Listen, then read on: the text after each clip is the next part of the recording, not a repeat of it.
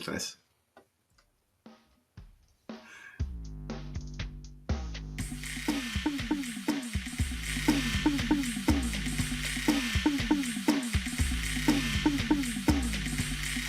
Bienvenidos a La Minuta. Gracias al Emporio Digital.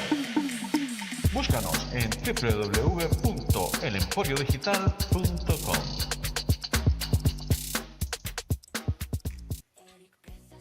¿Qué tal? ¿Qué tal? Buenas. Es un placer nuevamente estar con todos ustedes. ¿A dónde? A través del podcast La Minuta. Temazo el de hoy, Handres. Saludito allá hasta Italia. También tenemos un amigo invitado también especial, Rudy Joya desde Madrid. Handres, ¿qué tal por allá en Italia? Hola chicos, un saludo fuerte desde la Lombardía hasta ustedes allá en España, uno en Zaragoza y otro en Madrid. Dos temazos, la verdad. Ahora mismo están hablando en el Deutsche Welle, en Alemania, el tema de este escudo de las Américas. Así es que es un tema caliente de geopolítica y tenemos aquí a Rudy Joya, un abogado que tiene asilo político en España. Ya lo hemos entrevistado en otra ocasión aquí en el podcast, pero nos va a ayudar a entender cómo está este desorden en el mundo, en este caso en América Latina. Son dos temas puntuales, chicos, que tenemos ahora. El escudo de las Américas, que se firmó este documento el 7 de marzo, y también acerca de, en sus siglas en inglés, SMR. Son los módulos, los reactores modulares pequeños de energía atómica, que El Salvador también ha firmado un memorándum de cooperación con Estados Unidos para poder desarrollarlo en El Salvador. Hay bastante carne sobre el asador, seguramente no vamos a tocarlo en profundidad, pero sí vamos a dejarle la provocación y los datos necesarios para que ustedes puedan darle seguimiento. Rudy, bienvenido de nuevo a La Minuta. Muchas gracias a ustedes por el espacio, por la invitación, siempre aquí a la orden para hablar definitivamente de estos temas que pues no solo afectan, ¿no?, a nuestro querido país El Salvador, sino que, como bien decían ustedes, esto es geopolítica, ¿no? Y afecta a todo un continente y obviamente es un tema, ¿no? Un sistema político que se viene repitiendo en muchos países, y lo más lamentable es que en nada afecta, ¿no?, a la población en general, ¿no?, sino solo a los intereses de grandes poderes empresariales o políticos, ¿verdad? Así que aquí estamos, a la orden, para iniciar con ese debate. Y vamos a aprovechar todos sus conocimientos que tiene acerca de derecho internacional también, porque esto se va a poner caliente. Eso, muy bien. El escudo de las Américas, bueno, en inglés, Shield of the Americas. O sea, pregunto, ya para entrar, para comenzar, Dale. Américas. Pero el patio trasero de Estados Unidos, ¿o cómo es la cosa? O sea, ahora somos Américas, desde el norte hasta el sur. Pregunta, ¿no? Pregunta tonta, diría yo. ¿Qué es lo que pasa? Bueno, es una iniciativa multinacional, obviamente en cooperación militar y también de seguridad anunciada a través de Trump, ¿no? Y la invitación de como aproximadamente 17 países, todos generalmente gobiernos de derecha o de extrema derecha, hay que aclararlo, ¿no? Hay que decirlo.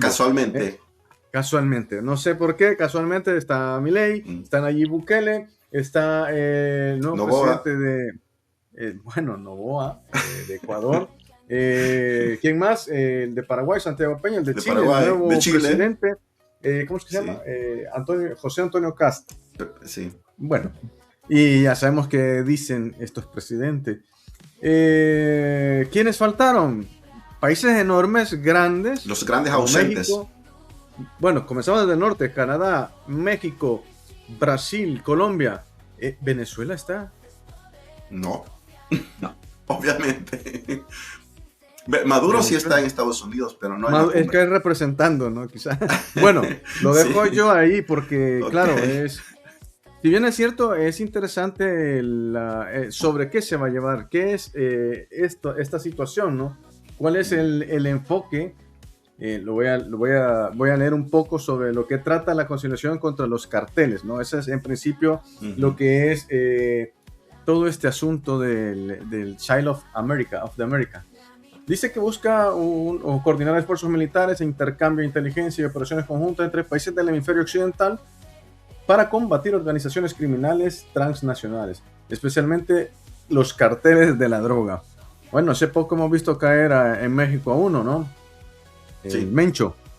Trump la describió como un escudo para proteger el continente y erradicar estas redes, con énfasis en desmantelar sus infraestructuras y rutas de tráfico. Incluyen también temas como migración ilegal. Sí, bravo, son 3 temas. Uy, eso es fuerte. Claro, y el fortalecimiento del orden público. Uy, 3 temas para la sociedad de Latinoamérica muy sensibles, Trastocando leyes nacionales. Imagínate, sí, inmigración ilegal. ¿De qué país de Latinoamérica no salen por sus gobiernos corruptos, por sus gobiernos represivos? ¿Por qué no salen? O sea, bueno, y el fortalecimiento del orden público. ¿Qué significa eso? Más represión, ¿no? Más y fortalecimiento del orden público de que cuando los gobiernos de Estados Unidos consideren de que no hay una estabilidad, ellos van a ir a poner orden. Claro, y con además, este tratado, pues... Donald Trump quería de que quedara específico en este acuerdo que los drones, por ejemplo, que van a usar, no tienen que reconocer fronteras. Al mismo tiempo, está en este tratado, tengo entendido de que incluso si un gobierno no quiere combatir estos grupos, pues por iniciativa de los otros 12, sí lo pueden hacer. Aquí, gente, hay mucha tela que cortar y, bueno, seguramente no nos va a alcanzar este podcast, pero un avanzamiento lo vamos a tener. Claro. Sí, bueno, los sueños húmedos de los republicanos en Estados Unidos es eso. Y se está llevando a cabo con esta situación de la reunión. Mames, Rudy, coméntanos tú qué piensas. Ya, ahora todo este ya te dejamos la papa caliente. Ya nosotros hicimos nuestro trabajo y ahora... Hemos calentado, tú ven, mete la carne ya. Bueno, miren, fíjense que obviamente hay que analizar un aspecto, ¿no? Que desde esta llegada en su segundo mandato de Donald Trump, hemos visto una, digamos, repetición, y quizás ni me atrevo a decirle repetición, sino al final demostrar lo que él ya ha venido probando en muchos países. Este tema de que El Salvador comenzara con estos aspectos, ¿no? De aplicar un régimen de excepción, de estar capturando personas de manera al azar y de manera arbitraria, vulnerar derechos humanos, tratar a las personas, ¿no? que están capturando como criminales, todas y todos, sin un debido proceso, sin investigarlos. ¿Y qué pasó con Estados Unidos? Eso obviamente, con apoyo y financiamiento de Estados Unidos, obviamente Bukele en El Salvador lo implementó, ¿no? Y muchos países de derecha, ¿no? Si lo queremos ver así, en América Latina, también lo estaban implementando poco a poco, ¿no? Ahora, fíjense, analicen. Llega Donald Trump, gana este segundo periodo presidencial para él, y llega con una política agresiva de inmigración, empieza a tratar a todos los inmigrantes como ilegales, como delincuentes, incluso el trato, ¿no? que empezó a hacer con Bukele para el SECOT, para mandar a los venezolanos y de otras nacionalidades allá a la cárcel de máxima seguridad de El Salvador, y comienza, ¿no? Ese era un tema que al final tenía que despertar alertas a la comunidad internacional, porque ya desde ahí él estaba empezando a vulnerar el tema de tratados y de leyes de derecho internacional, que todos los países cuando se reúnen en la ONU empiezan a hablar y a hacer foros y dar discursos y firmar acuerdos y pronunciamientos y tratados, pero que al final pues como que no sirve mucho de nada, porque cuando Estados Unidos tiene un tema económico, empresarial o de sus intereses imperialistas, se le olvida todo esto que diplomáticamente firma con otros países. Y como ustedes muy bien ya dijeron, prácticamente América Latina para Estados Unidos es su gran patio trasero, ¿no? Amplio, ¿no? Donde él piensa que puede decidir sobre cualquier país soberano, ¿verdad? Aunque, ¿verdad? Ni siquiera en algunas ocasiones tienen ni el más mínimo acuerdo bilateral de nada, ¿verdad? Y los considera enemigos, ¿verdad? Como Colombia, como Venezuela, como Cuba, que abiertamente él lo ha dicho, ¿no? Que son casi que enemigos porque no se ajustan a los intereses del imperio estadounidense, ¿no? Diferente a estos países que hemos visto que han salido junto con él, que a pesar de que les han insultado, porque para mí sería un insulto que dijera lo que salió en redes sociales y en los medios de comunicación, de que prácticamente de manera despectiva decir de que él no aprendería nuestro maldito idioma, dijo, ¿no? Que en este caso es el español. Entonces, y que a pesar de eso, los presidentes representando a los diferentes países que le están apoyando en ese escudo de las Américas, en vez de haber un reproche, se pusieran a reír. O sea, ahí es donde tú observabas que al final no es un tema de un proyecto de integración que va a servir para todos los países que se han unido en ese escudo de las Américas, sino más bien parece que son como que fueran títeres, ¿no? Que están haciendo lo que su amo quiere y lo que su amo le gusta más, que es el show, que es conformar este tipo de cosas para seguir demostrando poder, ¿no? A nivel global, a nivel internacional. Miren, yo convoco y estos países se unen a lo que yo digo, ¿verdad? Y más ahorita que está muy fresco el tema de la guerra con este pueblo sirio, ¿no? Y todo este que se está dando en Medio Oriente, ¿no? Este tema de apoyar nuclearmente a Israel y que están atacando a otros países porque son objetivos militares y luego decir, miren, pero aquí también en América Latina tengo todo este respaldo y apoyo, ¿verdad? No estoy solo, ¿verdad? No es que yo vulnere derechos humanos o derechos internacionales porque yo quiera, sino porque también otros países me apoyan, ¿eh? Y aquí está este escudo de las Américas, que el objetivo es trabajar por evitar que se siga propagando el crimen organizado. Pero ustedes muy bien acaban de comentarlo. Si yo quiero atacar el crimen organizado o este tema de narcotráfico, ¿verdad?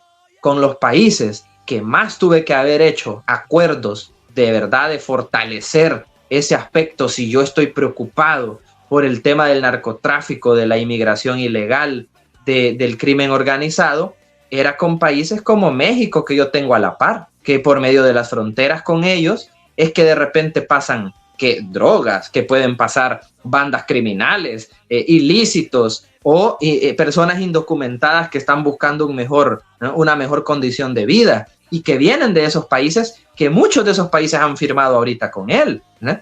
Y que no están dando una solución integral a la inmigración, sino que pareciera que ahora todos los que van a ingresar como indocumentados los van a tratar como que si fueran parte del crimen organizado, ¿verdad? O terroristas, ¿no? Con estos acuerdos. Y los países están aceptando que acepten a sus connacionales de esa manera, estos que estuvieron ahí con él firmando este tipo de acuerdos o pactos, ¿no? Ustedes muy bien lo dijeron, no está Venezuela, no está Colombia, o sea, países que ya sabemos que por historia han combatido también estos flagelos de crimen organizado y de narcotráfico, ¿verdad? Ellos lo han hecho desde sus políticas internas, han pedido ayuda a otros países, sí, ¿verdad? Pero ¿qué ha hecho Estados Unidos en vez de apoyar de manera integral si de verdad quieren evitar este tema de la delincuencia? ¿Qué han hecho? Lo que han hecho es ofrecer amenazas a esos países. ¿Cuántas veces desde que este segundo periodo de Trump en la presidencia, cuántas veces no ha amedrentado y ha querido amenazar a la presidenta de México, ¿verdad? Que si no hace algo va a mandar a sus militares a la frontera con México, ¿verdad? Que cuántas veces no se ha puesto a pelear con Petro, por ejemplo, el presidente de Colombia, ¿eh? Y han tenido ahí sus roces en redes sociales o en reuniones diplomáticas. Y lo que hizo en Venezuela, ¿no? De atentar y hasta sustraer, secuestrar a nivel internacional a un presidente vulnerando cualquier tipo de tratado y de soberanía internacional sin importarle nada y llegar, tirar una bomba, ir por el presidente y llevármelo a Estados Unidos para que sea juzgado. Entonces, cuando se ven todo ese tipo de cosas, ¿eh? Y ahora el nuevo bloqueo que obviamente están implementando con Cuba, luego cuando dijo que quería por allá Groenlandia, o sea, todo ese tipo de cosas, o sea, ya era una alarma a nivel internacional que Trump no le interesa absolutamente nada, ¿eh? No es un socio empresarial y político tampoco confiable, porque ahora ni siquiera, y eso tiene que ser una lección para todos estos países que están firmando ahí, incluyendo El Salvador, Costa Rica, Honduras, todos los países, Panamá, que aparece, ¿no?, ahí en la fotografía que ustedes están compartiendo. Ningún país está exento que, a pesar de que esté firmando con Trump en este momento este tipo de acuerdos, si él ve que usted no se ajusta a sus políticas empresariales o de intereses del imperialismo estadounidense, y que se está saliendo, como buen vocablo salvadoreño, ¿no? Usted se está saliendo del guacal, ¿verdad? Entonces, a mí ya no me gusta, ¿no? Yo puedo atacarlo, invadirlo, ir a traer a ese presidente y juzgarlo aquí en los tribunales de mi país o en el sistema de justicia estadounidense si yo quiero, ¿verdad? Así que ese documento que ahí están mostrando y que todos están firmando, ya Trump y Estados Unidos ha demostrado que no es un socio confiable, porque él puede vulnerar ese papel y esas firmas cuando él quiera, ¿verdad? Y que únicamente está haciendo este tipo de situaciones o de show más mediático, más a nivel internacional, para seguir vendiéndose como un presidente que ama la paz, que quiere seguridad en el hemisferio, ¿verdad?, que defiende los intereses de los estadounidenses y de la democracia de los países. Porque, ¿por qué ataca a Cuba? ¿Por qué atacó a Venezuela? ¿Por qué está atacando allá a Medio Oriente, a los países como Siria? Los ataca, y ¿qué le dice al pueblo después de atacarlo? Aprovechen, yo lo estoy haciendo ahorita por su democracia, por sus libertades, para acabar con ese régimen que tienen en cada uno de sus países y que ustedes puedan ser libres. Pero ¿hasta qué medida? ¿Verdad? Porque hay algo más. No creo que Trump lo haga solo porque quiero libertad para esos países que tienen unas dictaduras o gobiernos autoritarios. No, ya vimos que en Venezuela era el tema del petróleo, ¿verdad? No te vuelvo a invadir, pero vendeme petróleo y dame todo el petróleo que yo quiera, ¿no? Son pretextos. Son pretextos, claro, porque el interés de Trump no es el tema de la paz, ni de la seguridad, ni de combatir el crimen organizado, sino es más el tema dinero, el tema empresarial, el tema petróleo, el de seguir concentrando riquezas en cualquier país del mundo, en cualquier parte del mundo, ¿verdad?, para seguir diciendo que Estados Unidos es el país más poderoso del mundo, ¿no? Hablando ya de potencias, ¿no? Entonces, cierto. ahí... Ya que hablaste ahí de Panamá, Rudy, disculpa que te interrumpa, era un claro mensaje también para China cuando dijo que no quería fuerzas malignas extracontinentales, ¿no? Algo así. Antes de pasar a ese espacio, Andrés, sí que me gusta, voy a aprovechar la pausa. Vemos, bueno, nosotros ahora mismo van a tener el vídeo de este podcast en diferentes plataformas, pero estamos mostrando en pantalla una imagen donde sale Donald Trump en la mesa, él solo sentado con el acuerdo llegado de Child of the Americas y algunos presidentes. Quiero analizar esta foto. O también, si ustedes pueden ver también videos cerca cuando se está hablando de esto, Donald Trump, bueno, hay otra cosa, pero esa es deportiva, que también se los voy a agregar. En este caso, si ustedes pudieron ver al menos videos o imágenes de esta reunión, le ven es que me quedo impresionado, me quedo impactado sobre una gran alegría de todos los presidentes que llegaron, emocionadísimos. Sí. O sea, era impactante ver la cara de ese. Me han tomado en cuenta, estoy muy orgulloso, me siento muy feliz. Si lo ves, soy importante. Soy muy importante. Son vasallos de Trump, porque no voy a decir de Estados Unidos, son de Trump, ¿vale? Porque ahí hay que aclarar también eso. Pero súper contento, vamos, me parece sí, bien. Felicidad total. Una felicidad total, que es increíble, o sea, decir... Yo pregunto una cosa, chicos, ¿les habrá consultado a ellos, les llamó, ustedes desearían tener una alianza que se llame Scoring America? Me autorrespondo, pienso de que no, Que no les... No, pues llama a estos, que estos me van a apoyar. Que no les consultó, solamente los convocó, que llegaran ahí y que firmaran. Y que aceptaran. Y esto quiero recordar los maltratos o las frases clásicas de Trump para América Latina. Desde que fue en el primer mandato, ¿no? Sobre El Salvador, que fue en el 2018, pero en el 2025, el año pasado, es más, lo sigue manteniendo. Esto hace, ¿qué meses te estoy diciendo? Lo sigue manteniendo. Y lo otro, por ejemplo, cuando habla de México, obviamente México no está ahí, dice México no son nuestros amigos, dice. Te puedes imaginar, o sea, sí, no es nuestro amigo, o sea, no, es muy, muy, muy difícil. Y otra cosa que dijo, nosotros no necesitamos a los latinoamericanos, ellos nos necesitan a nosotros. Y lo de el idioma, lo que dijo. Son frases fuertes estas. Son frases muy duras. No voy a aprender su maldito idioma, no tengo tiempo. Sí. O sea, esa es la importancia que le da. Pero ¿sabes por qué? Porque ahora, el poder del imperio civilizatorio, ¿no? Ustedes son inferiores, nosotros somos superiores. Pero ¿sabes por qué? No dijo el idioma, dijo el idioma en sí, no cuál idioma es. Porque es español y tiene clavo con España, necesariamente. Sí, además de que él está confundido siempre, piensa que España es parte de América Latina. Pero, no sabe dónde está tampoco. Rudy, pero aquí choca también con las leyes nacionales. ¿Qué ondas ahí? Porque, ¿cómo es posible? Hay las legislaturas de cada territorio, cuando llega un ejército y dispara, pues es considerado una... Quitemos esto. Es considerado una... ahí está. ¿Agresión? Gracias, Eric. Una agresión, ¿no? Porque precisamente llega un ejército extranjero y te lanza misiles, pues es una agresión. Entonces aquí hay que reformar las leyes. En base a esta alianza, si Ecuador lanza un misil a El Salvador para atacar un grupo de pandillas, un cartel o lo que sea, pues no tiene que considerarse agresión, ¿no? Hay que avisar, hay un montón de protocolos que tenemos que entender, que no lo sabemos, cómo va a funcionar esto. Si, por ejemplo,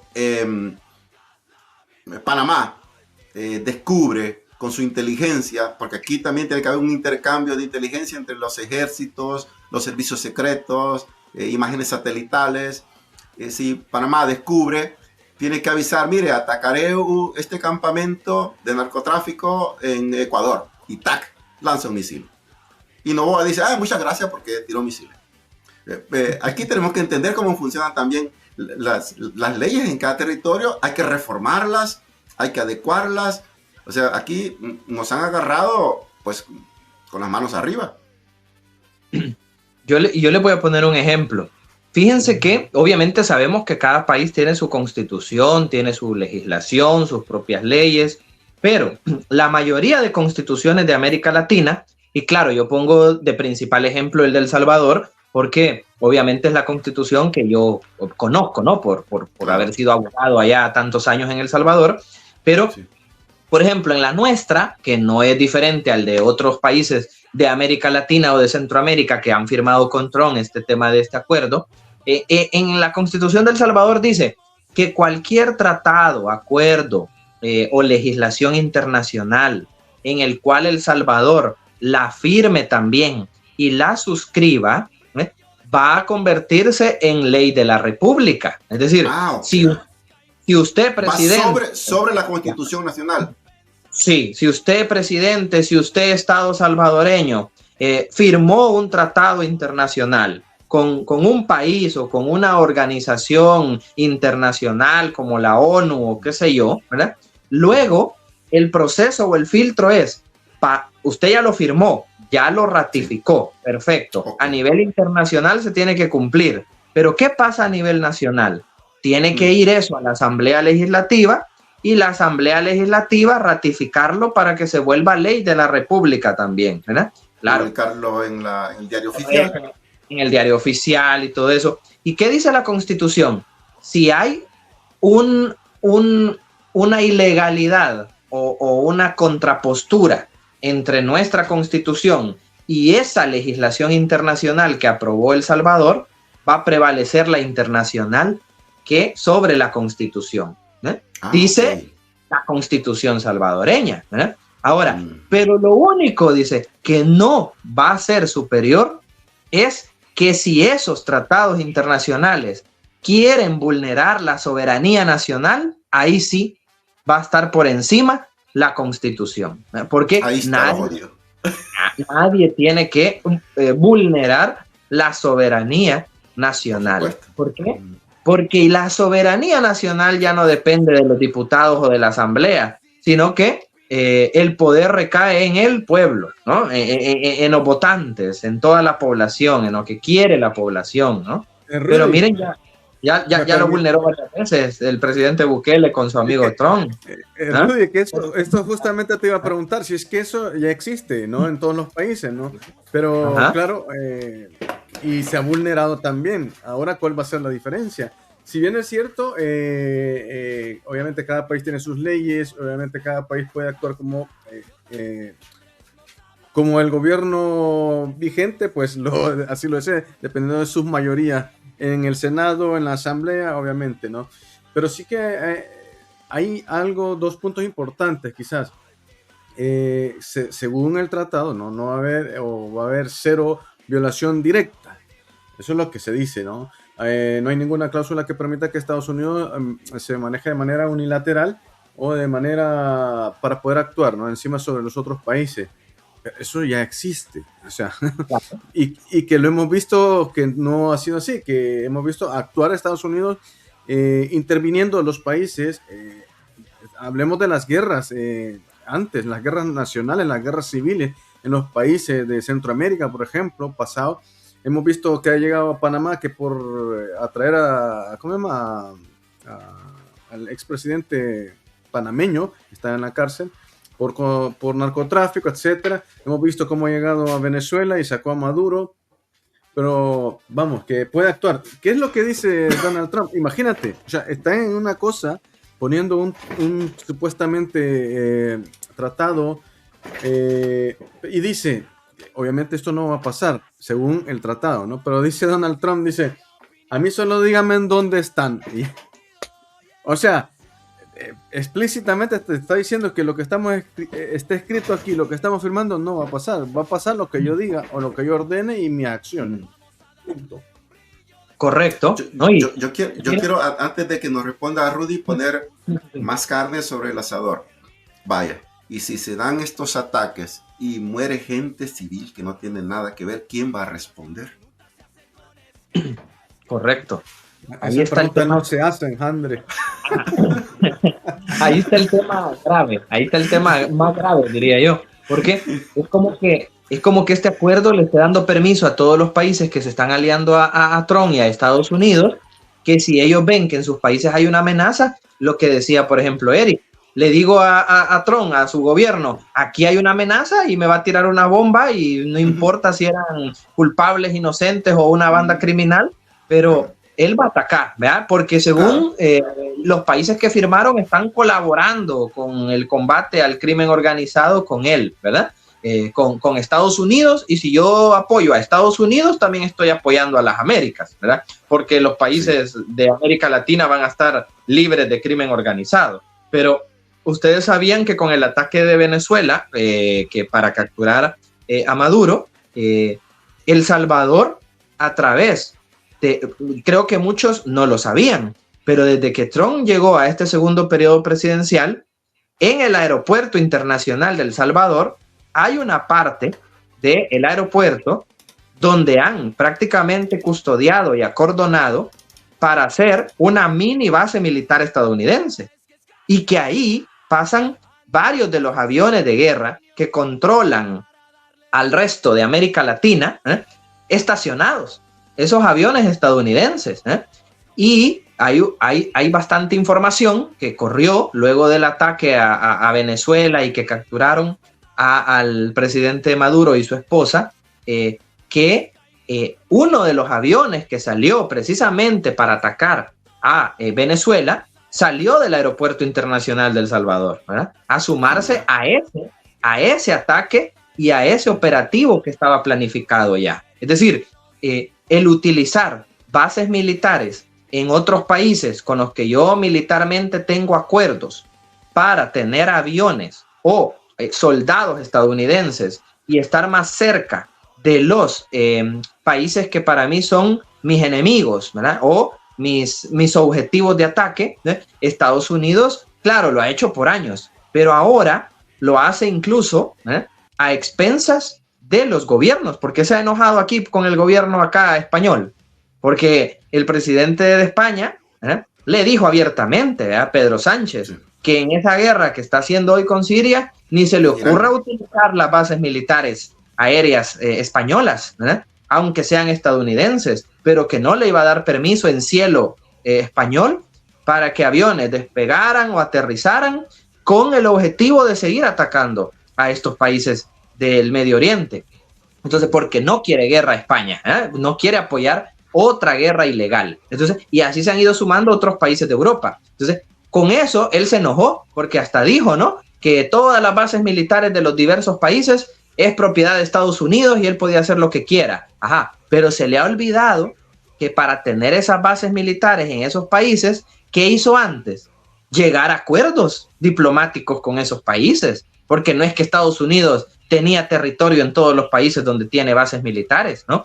Le cedieron una parte de ese territorio por acuerdos comerciales, ¿no? O diplomáticos, ¿no? Pero así como usted ni siquiera cumple muchas veces esos acuerdos, ¿por qué yo, el país tratante que también lo firmé en aquel momento con usted, por qué debo de cumplirle también? Si usted no cumple a veces tampoco sus acuerdos diplomáticos, ¿no? Entonces, esa sería una respuesta que obviamente cualquier presidente, claro, ¿no?, obviamente con criterio de derecho internacional, le hiciera a Trump, como lo está haciendo hoy Pedro Sánchez, ¿verdad? Y que lo deberían de hacer muchos países, no como estos que están firmando a ciegas, ¿no? Casi que a ciegas, pero El Salvador ya se venía ocupando una parte del aeropuerto internacional de El Salvador para tener ahí estacionados aviones de guerra de las Fuerzas Armadas estadounidenses, ¿verdad?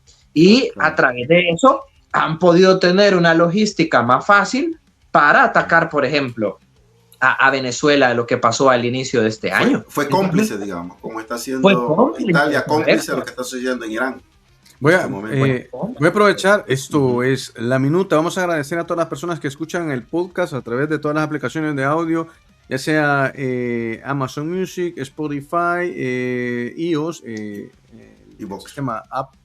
¿Cómo? Está bien, sí. iOS y otras plataformas que escuché. Agradecer a todos los que nos escuchan en Estados Unidos, Alemania, España, El Salvador, México, Brasil, República Dominicana, Francia, Italia, Irlanda, Argentina, Irak, Malasia, Costa Rica, Marruecos, Rusia, la Federación de Rusia, Ecuador, Hong Kong, Nepal, Perú, Pakistán, Suecia, Uruguay, y a todos agradecerles a los que nos dejan en sus listas. Estamos en las listas que nos escuchan muy a menudo. Ahora digo, espera, España, Colombia, Alemania, Argentina, Estados Unidos e Italia. Muchas gracias. Y obviamente vamos a seguir extendiéndonos. Gracias por escucharnos. Seguimos con el tema. Sí, yo diría, ¿no?, de que ahora vamos a volver a invitar a Rudy sobre este tema, porque queda la otra parte, que es la migratoria, que no la hemos tratado en este segmento, pero lo haremos, esto no se queda así. Pero pasamos al otro tema también, que se va a poner en el ojo del huracán en las noticias, y es también este memorándum que firmó la embajadora de El Salvador con Estados Unidos acerca de este entendimiento y las reglas del juego sobre la instalación de reactores nucleares pequeños en El Salvador, conocidos como SMR. Que está a la imagen en este momento. En la actualidad, el 2020 ya lo implementó Rusia, en 2023 China, y obviamente Estados Unidos. Son 3 países que tienen este tipo de reactores nucleares pequeños, en miniatura, small.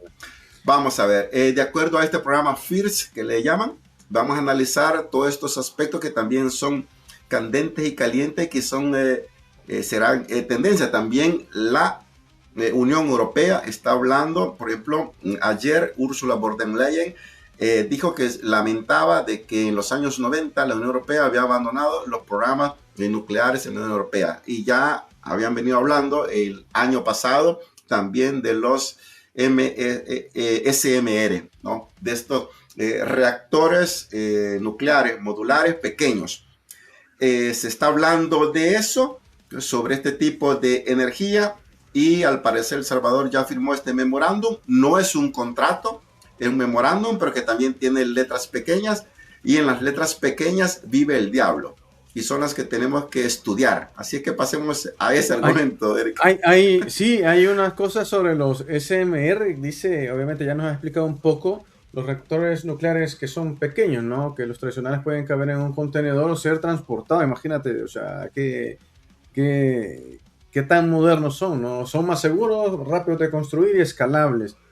Generan electricidad limpia y dependen tanto de combustibles fósiles y con menor impacto ambiental. La capacidad típica va de decenas a 300 megavatios. En El Salvador apunta a unos 100 megavatios para el primer reactor, dice.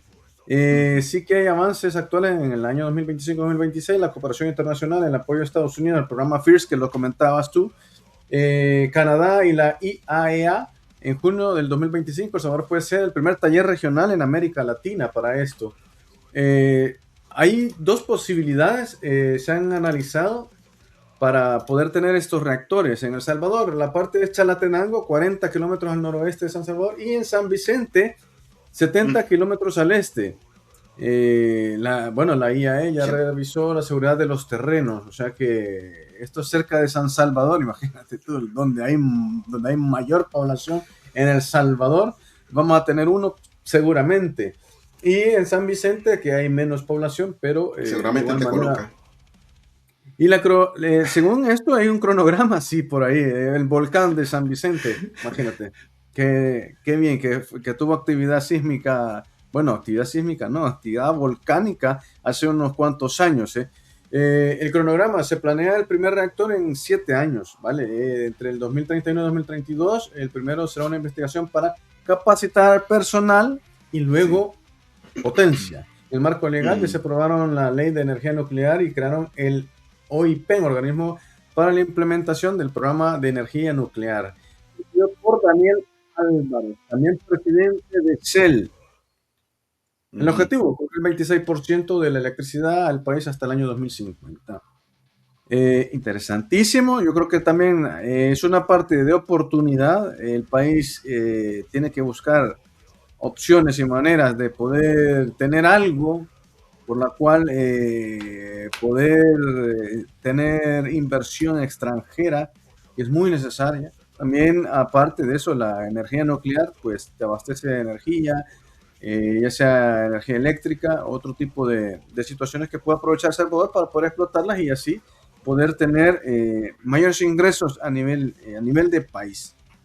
Lo dejo ahí. Bueno, antes de darle el paso a Rudy, tienen una vida totalmente plena, 100% por 30 años.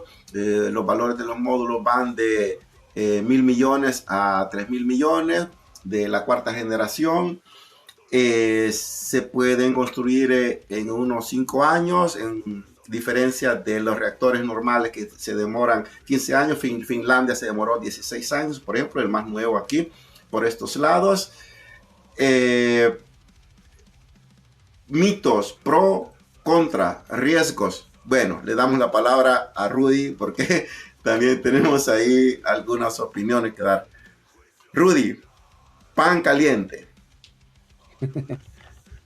Miren, fíjense que hay que tener cuidado. Obviamente, recuerden que todo gobierno cuando hace este tipo de tratados internacionales vende muy bien el tema de estos proyectos de inversión, o que obviamente potencian, ¿no?, el tema de que el país a nivel económico, a nivel de infraestructura, a nivel de desarrollo va a crecer, ¿no? Pero más allá de ese tema, se recuerdan cuando anularon la ley que prohibía el tema de la minería en El Salvador, ¿eh?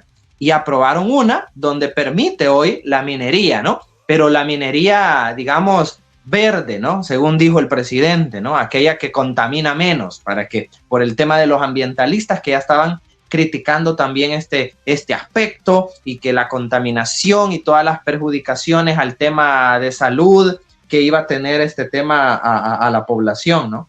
Similar con esto, o sea, el proyecto se vende muy bien, pero ¿qué consecuencias a nivel de derecho ambiental, a nivel de la salud, a nivel de las comunidades que van a estar cerca de estos reactores va a tener? ¿Qué repercusiones va a tener? Si el gobierno ya pensó que si hay algún tipo de consecuencia, ¿cuál va a ser el plan para poder abordar de esa manera estos aspectos, ¿no? Porque ya de por sí El Salvador está sufriendo ahorita una escalada grande de violencia y de desplazamientos forzados en los territorios, ¿verdad?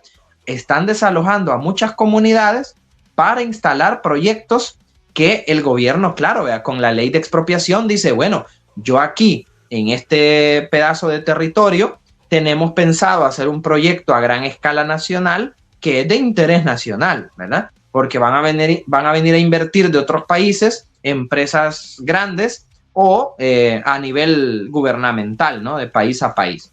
Pero como es interés nacional, yo puedo expropiarte, ¿verdad? Toda esta comunidad se me tiene que ir, ¿verdad?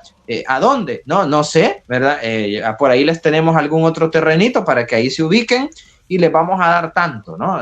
Que a veces es una nada, ¿no? Lo que se da de compensación para los años que de repente familias tienen viviendo ahí donde quieren hacer estos grandes megaproyectos, como el aeropuerto de la Unión, que ya está en construcción, desplazaron a muchas familias de ese sector en el departamento de la Unión. Ahora con la minería lo están haciendo también, ¿verdad? Con este tema no me va a caber duda que lo van a hacer también, ¿verdad? Porque no creo que vayan a ir a poner estos temas a la par de una comunidad o encima de una comunidad. No, van a desalojar a grandes cantidades de población para poder hacer esto. Y lo otro, ¿verdad?, que muchos de los proyectos que el gobierno hace no son del todo transparentes. ¿Qué significa eso? Que muchos de estos proyectos, cuando se traen, ¿verdad?, tienen también un tema de corrupción, ¿eh? ¿A qué nivel? Que en El Salvador ustedes no van a poder encontrar en ninguna página gubernamental que el proyecto se está construyendo con tantos millones a disposición que ha puesto el gobierno salvadoreño, porque no hay transparencia, ¿eh? No se sabe cuánto se gastó, cuánto va a invertir la empresa, cuánto va a poner El Salvador, ¿verdad? O a qué empresas le van a pagar esa construcción o esos temas, ¿no? Y muchas veces, ¿por qué no lo hacen? ¿Por qué no publican estas cosas de manera transparente?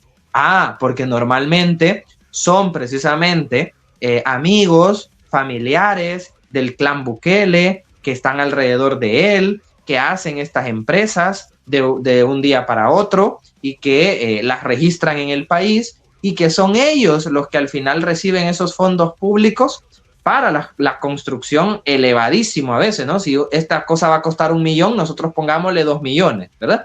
Para que el otro millón, obviamente, legalmente se desvíe y le vaya a quedar ahí a un amigo o a un familiar de los Bukele, ¿no? Entonces, todo este tema en El Salvador se ha dado mucho tema de corrupción alrededor de todas estas cosas. Miren, el tren del Pacífico, este tema del Metrocable que va a pasar por la capital, o sea, todos esos megaproyectos siempre tienen estas dos cosas que yo les estoy comentando: desplazamiento, desalojos forzados de las comunidades donde van a pasar los proyectos, falta de transparencia, y esto, como los que ustedes acaban de meter al debate, también llega con el contenido de que puede haber una contaminación ambiental. Y no hay un estudio de un impacto ambiental, así como hicieron con el tema de la minería. No hay un estudio previo para que de verdad el Congreso y los diputados se sienten a analizar si eso va a tener más beneficios que afectaciones para el pueblo, ¿no? Si en en 1 o 2 horas aprobaron el tema de la ley de minería verde en El Salvador, sin impacto ambiental y sin nada, escuchando las mismas opiniones de los funcionarios del mismo gobierno, y ni siquiera las organizaciones ambientalistas o de las comunidades que iban a salir afectadas. Entonces, lo mismo va a ser con este tema. Entonces, ahí es donde hay que tener cuidado, porque de repente nosotros no nos oponemos al desarrollo de un país, pero hay que hacerlo de manera bien ordenada. ¿Se recuerdan cuando los gobiernos anteriores implementaron lo de estas plantas solares, estas máquinas que ponían, que de repente la gente quiso empezar a comprarlas y ponerlas en los techos de la casa para que recibiera energía solar y así tener energía más renovable y ya no estar con la energía hidroeléctrica, y así evitábamos secar más el río Lempa en El Salvador, ¿no? Entonces, todas estas empresas comenzaron a ganar dinero porque vendían estas máquinas de paneles solares a grandes costos, ¿verdad? Pero, ¿qué sucedió después? Que se iban dando cuenta que habían intereses de personas que estaban alrededor de esos gobiernos, que tenían, ¿no?, unas comisiones por estar vendiendo a las instituciones de gobierno, a las alcaldías, a diversas familias y empresas, estos paneles solares, ¿no? Entonces, al final, siempre se busca llevar inversión o proyectos que para el beneficio de todo un país, pero si no se hace de manera transparente y bien hecho, ¿no?, al final lo que queda es más afectación, más contaminación y más vulneración de derechos a comunidades pobres, que son siempre las que más salen sufriendo estos aspectos, ¿no? No los empresarios, no la ciudad capital, que obviamente ellos pueden pues generar mucho dinero, mucho trabajo, pero ¿y las comunidades donde van a instalar estos proyectos? ¿Qué ganan con todo este tema, ¿no? Entonces ahí es donde hay que, yo pienso siempre del lado de derechos, ¿no? Porque bueno, no soy economista, no soy inversionista. Yo poco escucho de derechas. Claro. No. De derechos, no. Va. Derechos. Vale. Que me confieso en vivo. No, muy bien, Rude, me parece excelente porque este es un debate que se va a poner caliente en El Salvador, además de que somos un foco y mucha gente a nivel internacional está pendiente y bueno, nuestro podcast lo escucha, y por eso traemos este tipo de temas así, que no es que se pondrá de moda, es que se va a poner bastante candente esta cosa, sobre todo porque hay que ir a ver qué son estos reactores nucleares pequeños que producen. Solo hay 3 países que lo tienen en estos momentos, que me imagino que a nivel experimental también, que es Estados Unidos, Rusia y China. Miren el caso, países que tienen gran extensión de terreno, no como El Salvador, que somos 20.000 kilómetros cuadrados, y que estos módulos producen de 2 a 30 veces más residuos radioactivos que las plantas nucleares normales. Entonces habría que leer las letras pequeñas de estos contratos. En primer lugar, los que van a abastecer de uranio enriquecido será Estados Unidos. Ahora ya se dijo que El Salvador tiene uno de los elementos químicos que ayuda a producir también energía atómica. Pero el uranio enriquecido, los proveedores serían los Estados Unidos. Habría que leer la letra pequeña, quién se va a encargar de las escorias radioactivas, de la basura radioactiva que eso produce y cómo se va a transportar, o si El Salvador será a cargo de hacer un basurero de escoria radioactiva. Ya hay un debate en un basurero en la zona paracentral del país, siempre en San Vicente, en Tecoluca, y ahora estábamos hablando de que se necesita enterrar pues a una gran profundidad las escorias radioactivas que no desaparecen. Al final alguien puede decir, los creadores de contenido que apoyan al gobierno, de que a quién le importa que dentro de unos 200 años esto salga a la superficie porque ya no estaremos vivos. Pero es muy simplista decir esto. Ahora, el costo. Este tipo de reactores equivalen a una central mediana eléctrica. Hay que pagar también aseguraciones, porque aquí va la pregunta bastante delicada, y es que si es verdad que estos reactores no explotarían como los de Fukushima o como los de Chernobyl, pero también pueden haber fallas. Y si se dan estas fallas, ¿quiénes pagarían las consecuencias en la contaminación radioactiva? Y no solamente en El Salvador, de que El Salvador estamos sobrepoblados, sino que también los vecinos de Honduras y Nicaragua, que según los vientos es donde se haría. Podría haber una crisis política también en la región. Por ahí me quedo. Eso es lo que dices tú, Andrés, con respecto a estas dos, ¿cómo se llama? La Hiroshima, no. ¿Ah? Sí, Fukushima, el accidente Fukushima, más reciente que hubo en Japón. Y Chernobyl. Chernobyl, sí. ¿Quiénes se hicieron responsables de eso? Al final, no, porque las tormentas electromagnéticas radioactivas llegaron a esta parte de Europa y no hubo ningún tipo de responsabilidad civil. Eso es lo que quiero llegar. Nadie se va a responsabilizar de nada. O sea, simplemente pasan las cosas. Es como la guerra. O sea, aquí, bueno, ahora ya son el alza de los precios. Ahora son los negocios, ¿no? De que terminamos la guerra y ustedes tienen que venir y reparar la ciudad y van a 50,000 millones de dólares, por ejemplo. Pero en ese caso no hay ningún responsable, ojo. Generalmente debe de ser las empresas, se supone, ¿no? Que construyen y llevan a cabo todo este proyecto.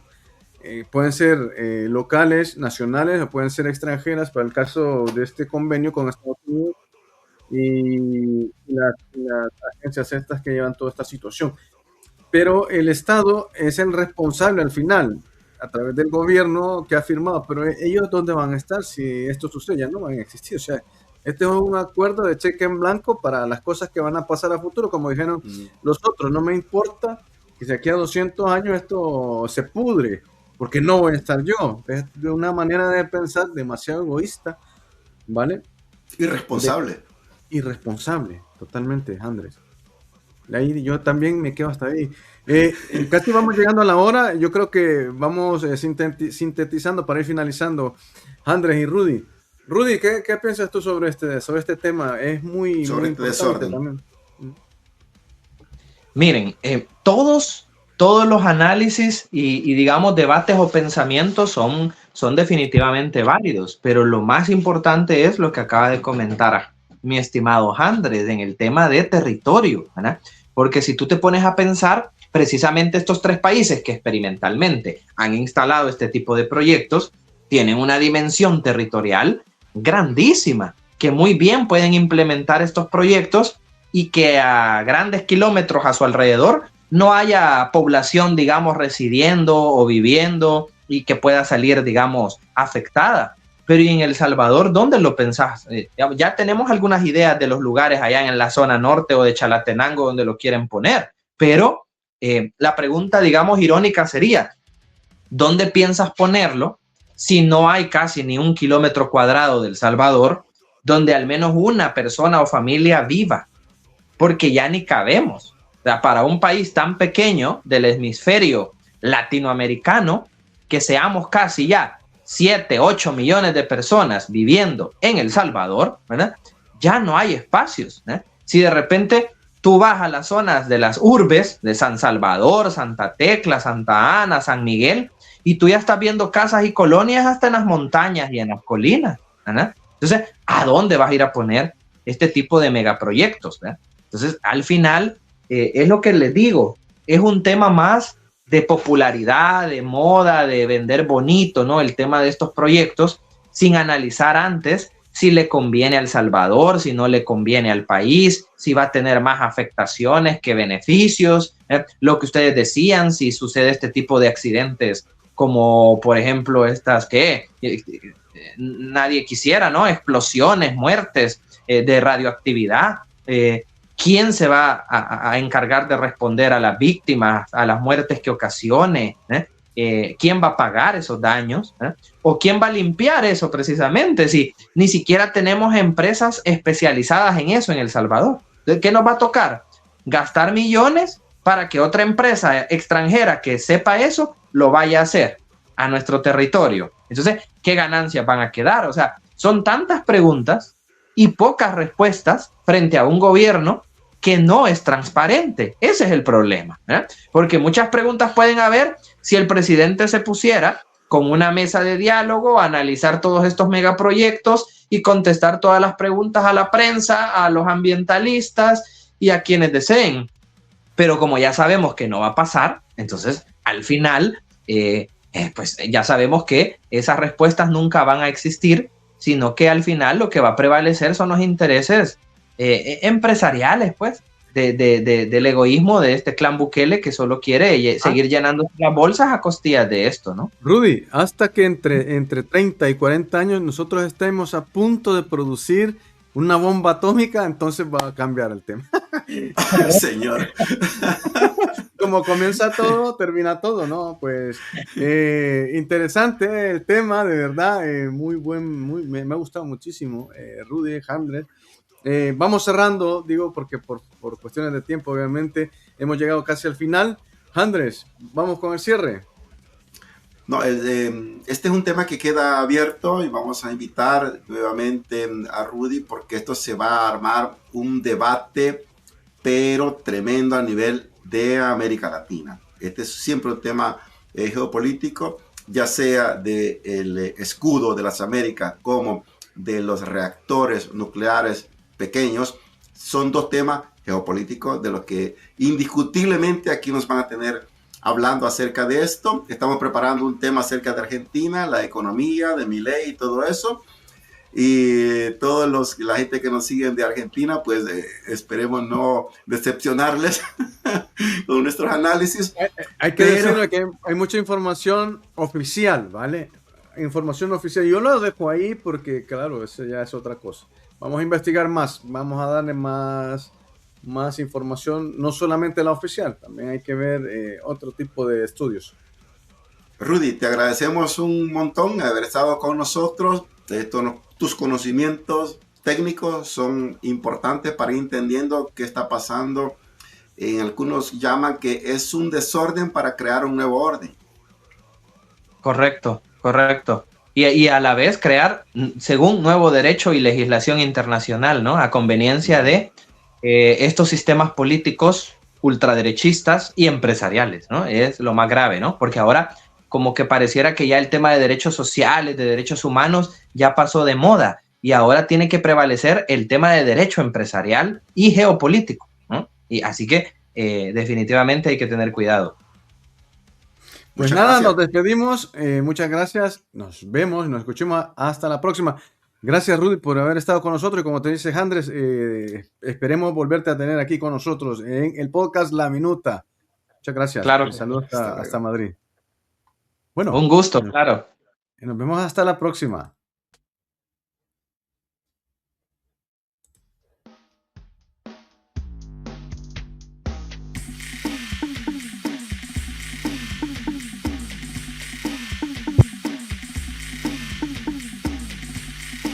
Bienvenidos a la